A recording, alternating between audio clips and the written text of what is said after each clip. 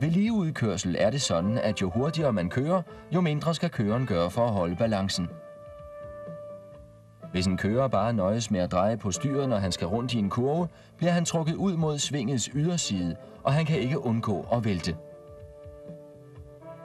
Den kraft, der trækker ham udad, er centrifugalkraften. Køreren må altså modarbejde centrifugalkraftens virkning i kurven. Det gør han ved at hælde sig til samme side som motorcyklen mod indersiden af svinget. For ikke at miste balancen i et sving, må køreren opnå balance mellem de forskellige kræfter, der er til stede. Resultanten af centrifugalkraften og kører plus maskinens vægt skal gå gennem punktet, hvor cyklen har kontakt med vejbanen. Reaktionskraften fra det hældende hjul skal være lige så stor som den centrifugalkraft, den er rettet imod. Den øvede motorcyklist opnår denne ligevægt uden at tænke over det. Hvis hastigheden bliver dobbelt så stor, bliver centrifugalkraften 4 gange så stor. Hvis hastigheden bliver 3 gange så stor, bliver centrifugalkraften 9 gange større. Centrifugalkraften fordobles ved en halvering af kurveradius. Det er farligt at køre ind i et højresving for tidligt, fordi du kan blive nødt til at korrigere din styring med fare for at komme over i venstre kørebanehalvdel. Da vi ønsker at få så lille en centrifugalkraft som muligt, kører vi en så flad bue, som svinget tillader. Derved opstår der et indgangspunkt, et toppunkt og et udgangspunkt.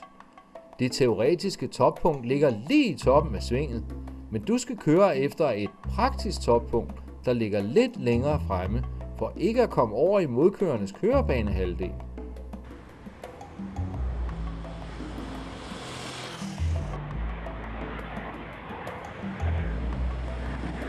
Hvis du har den farlige vane, at foden hænger i hælen, kan din fod komme i klemme mellem asfalten og fodhvileren. Slalomkørsel og kontrastyring. Næste øvelse, vi skal udføre på anlægget, er slalomkørsel omkring kejler med regelmæssig skift i kropshældning indad imod kejlerne. Den næste øvelse er rytmisk kontrastyring som forøvelse til undvigemanøvre.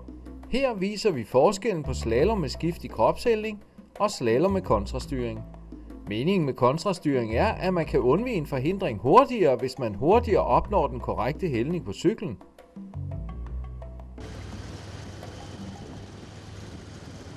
Læg mærke til de meget små ryk i styret, der bevirker, at cyklen hurtigt hælder til siden.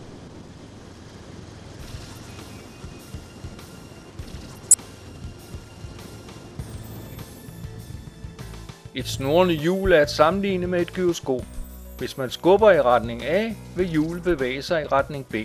Altså en hældning på hjulet, der er nyttig, hvis man skal undvige en forhindring.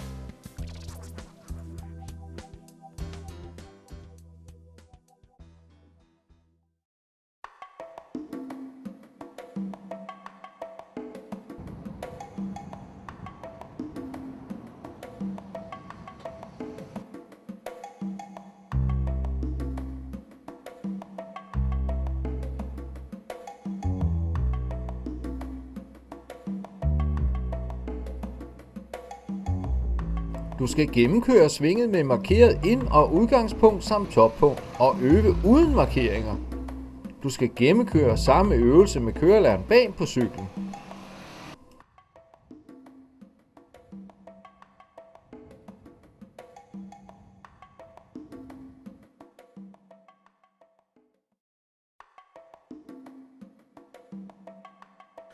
Dobbelt undvigemanøvre uden bremsning. Du skal foretage et hurtigt vognbaneskift med kontrastyring for at undgå at påkøre markeret hindring, og hurtigt skifte til den oprindelige bane igen, når hindringen er passeret.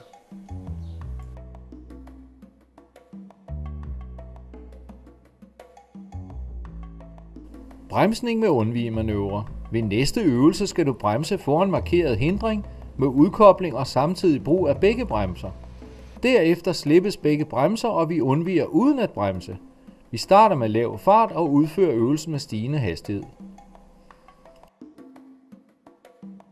Samme øvelse med kontrastyring.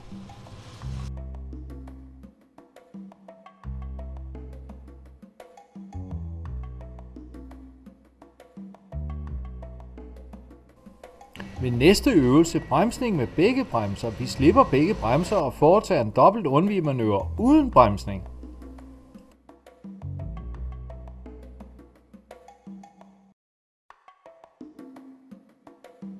Samme øvelse med kontrastyring.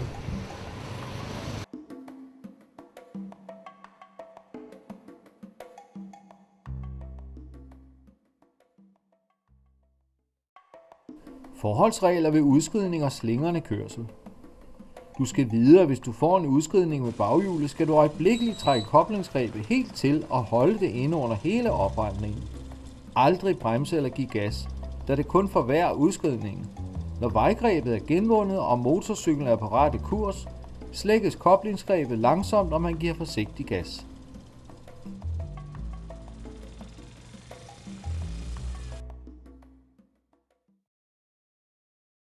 Rystelser og svingninger i motorcyklen. Shimmy er en sidevibration på forhjulet ved en hastighed på omkring 60-80 km i timen.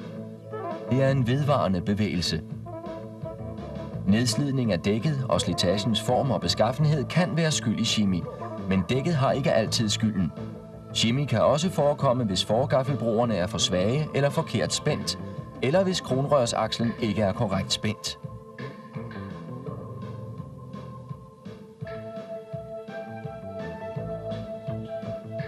Wobbling skyldes en ydre påvirkning, f.eks. når man passerer en ujævnhed i vejbanen.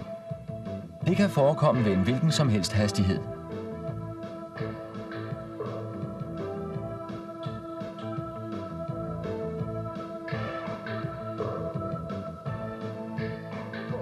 Denne urolige bevægelse i styret, der normalt er kortvarig, kan være hård og voldsom, afhængig af motorcyklens type og af dækkene.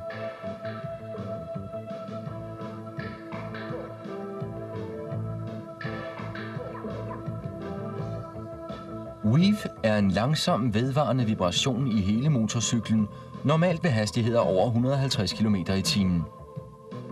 Der kan være flere forskellige årsager til weave. Dårlig vridningsstabilitet i stellet, ulige vægt i aerodynamikken forårsaget af sidetasker, defekte kronrørslejer eller andet, og endelig dækkene. Selvom det ser voldsomt ud, forhindrer denne vedvarende bevægelse ikke køreren i at holde sin bane, heller ikke i sving.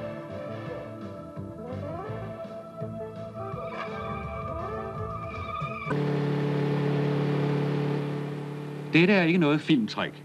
Fænomenet kaldes weaving. Det er heldigvis meget sjældent, men kan måske forklare en række ellers gådefulde eneulykker. Svingningerne opstår ved en fart omkring 130-140 km i timen. Det har tilsyneladende ikke noget med motorcykeltypen at gøre, men med hvor let føreren er i forhold til motorcyklens vægt. Overholder man fartgrænserne her i landet, vil man ikke komme ud for den forskrækkelse. Men det kan altså ske på motorveje i udlandet.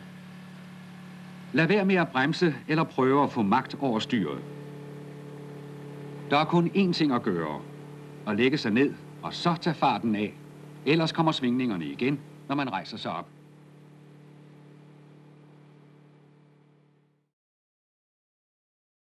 Manøvreprøver. EU 1 plus 2. Anbringe motorcyklen på støtteben. Slå støtteben ind eller op. Trække motorcyklen i en kvartcirkel. Anbringe motorcyklen mellem de to kegler.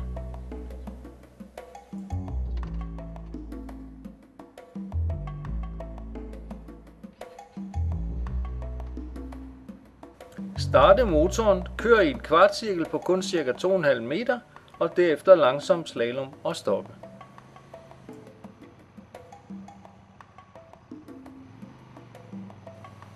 Herefter kør i halvcirkel og langsom slalom og stoppe.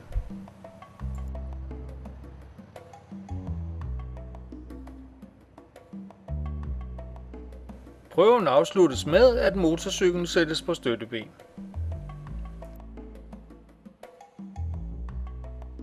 EU 3 kører højre og venstre om i en halvcirkel på 24 meter med mindst 30 km i timen.